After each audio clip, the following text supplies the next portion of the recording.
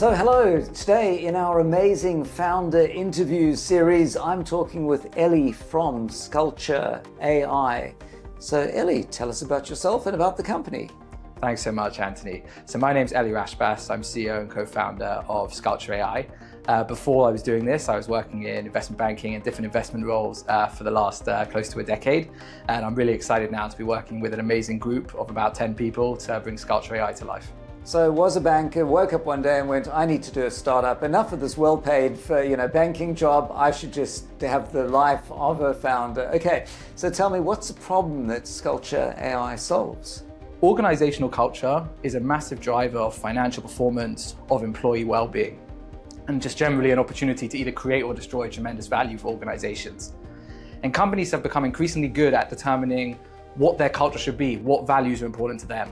But beyond putting posters in the elevator and telling employees this is what we are, there are very few tools available to a company to embed that culture at scale across an organization. And it doesn't matter how big the font is on the posters, it doesn't matter how bright the colors are, it doesn't make people more innovative, more determined, more curious. And we know that employees that relate to the culture, that connect with the culture, are nearly 4 times more engaged, are much less likely to burn out. So this is a real problem facing companies, that they just can't necessarily embed the culture that they know they want. So that sounds amazing. And at SeedLegals, we're 160 people, and we've gone through the 30 people, 50 people, 100, 150 people, and know that when you're 3 people culture, whatever, when you're 100 plus, it's super important. How do you create that? And we also know that having the cool coasters and the mission statements and so on is nice, but there has to be more. So how do you actually solve this problem? So we believe that missing link is coaching.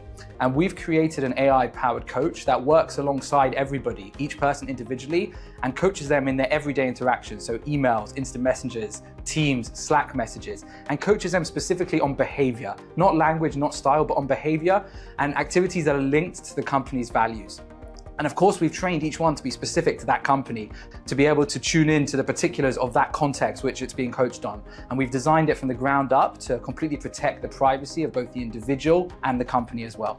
So would I, for example, at SeedLegals connected to my Slack, and then would monitor, when I say monitor in a good way, everyone's conversations, and somehow we would have trained it or told it what our tone of voice should be and values and anti-bullying and so on, and then would gently remind people when they were getting into the zone. Would it, I mean, it sounds fantastic, right? Because if you're on Twitter, you see people tweet nonsense, and if only something had been there to tell them. If only. And maybe this sounds like it's exactly the solution.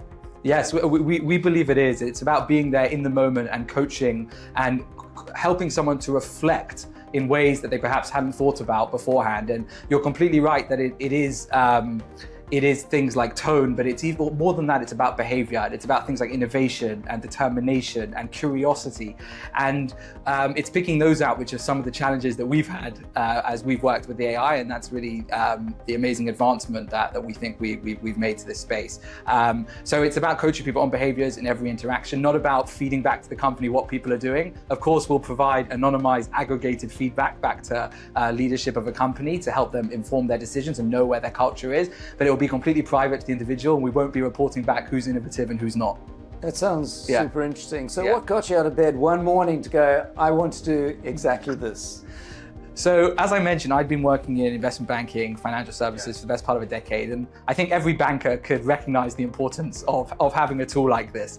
And I think on top of that, my father, who's the founder and chairman of the company, he's been a serial CEO. He's been someone who's been thinking about culture for a long time. He's very involved in AI research as well. And this was his idea, kind of bringing together his ideas and thought leadership in these different domains. And I, together with the other co-founders, were incredibly excited to bring together a quite unique combination of skills to tackle a real problem for society, to play a part in fixing the productivity conundrum that companies find themselves in, to help employee engagement, to help with mental health, and to change really what it means to work for hopefully many people. So can you give me an example of how it would be used within a company? Yeah, of course. So imagine, for example, a situation where you ask one of your colleagues for an update on a certain project, and they come back to you and say, hey, Anthony, I'm sorry, I can't give an update on this for a couple of days because Sarah is away. So quite a common type of situation, which I'm sure we've all experienced. We've probably all written emails like that before as well, or Slack messages. But if you think about a company that values something like determination, something like proactivity, something like excellence, and kind of striving for the absolute best performance, what our coach would be encouraging, and we've seen emails like this, is there something you could do in the interim while Sarah is away? Are there others that you can involve in the team to potentially advance this, at least in a preliminary way? So of course, the coach recognizes Sarah's not there, you can't do everything. But if a company values determination, is there something you could do in the meantime? So again, very behavioral, getting people to reflect. We're not telling them what to do, we're not telling them what they should do, but giving them things to think about. That's super interesting, because there's often the difference between the highest performers and general people in the company, which is the highest performers will, there's a rock in the stream and the water will flow around it and find its way past it. They will find a way to do it without even telling you Sarah's away, whereas others will hang on to it. So if you can improve the company performance from that, that'd be really interesting. Exactly, and it's helping people realize how they're being perceived. People may not realize when they send that email to you that actually you're thinking maybe, or was there nothing they could do in the meantime? And it's helping people to be their best. And that's why we think people are gonna love using this tool, because you won't know when you receive that email that we'd coach them to do that. You'll just see them coming across as their very best with maximum impact, and of course, creating more value for the company as well. And I think it's really good that if the person receives an AI created message saying, have you considered what to do with Sarah's way? But if the CEO writes, have you considered sorting this without Sarah, waiting on Sarah? It's going to be like a passive aggressive or just aggressive move, right? So you can get the same message, but coming from the AI, that will not need the person to be embarrassed that they're being pulled up for not doing a great job. Exactly, and of course over time it will be able to feed back to leadership such as yourself that perhaps determination is a particular strong point or particular bottleneck for the company, and that will help you focus how you train your employees as well, to enhance the coaching that we're giving on the side. Or in fact, to never ever let Sarah go on holiday ever again. Of course, but that will be on you, not us. But, all right, so now, what are you finding in your research or your data is a delta between the way companies think they operate or aspire to operate and the way they actually operate? So we were fortunate to have a lot of data waiting for us in the space. This problem is not a new problem.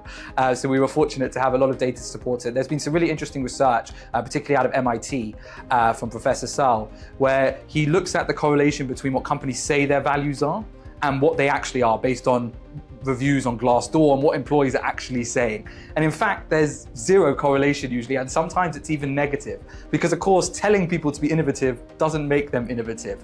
So the research is very interesting in supporting this idea that just stating what a value is without actually helping to reinforce and train people doesn't really work. So we're there to try and help people and companies to overcome that problem. So that's really interesting. So, previously I used to head up BBC iPlayer, and after I left the Beeb, I built a startup, and I got invited to talk at large media companies about innovation. And I realized that these companies talk about innovation, and the more they talk about innovation, the less actual innovation they're doing. And I present to the company how at a startup, you just let the team do things. You ask for, you don't bother asking for permission. You ask for apology, afterwards if it goes wrong. You just take the brakes off and let people do things instead of having innovation committees and so on. And afterwards people would come up and say, Anthony, we loved and agree with everything you spoke about, and our company will never ever do any of those. Because they're of the mindset that like innovation is a thing that is created rather than innovation is just let everyone do stuff and let them go ahead and do it. So that's fascinating. So now, tell me, why should an investor invest in ScultureAI? So I would say there are 5 main reasons why investors should invest. The first is this is a real critical issue facing CEOs, with 1/3 of CEOs saying that culture is the main driver of financial performance. This is a real issue on CEOs' minds. Secondly, we think this is a very attractive business model. This is a technology business. We're building one product, selling to many with recurring revenues. And on the back of that, the third point is we hope to be able to offer investors very significant returns.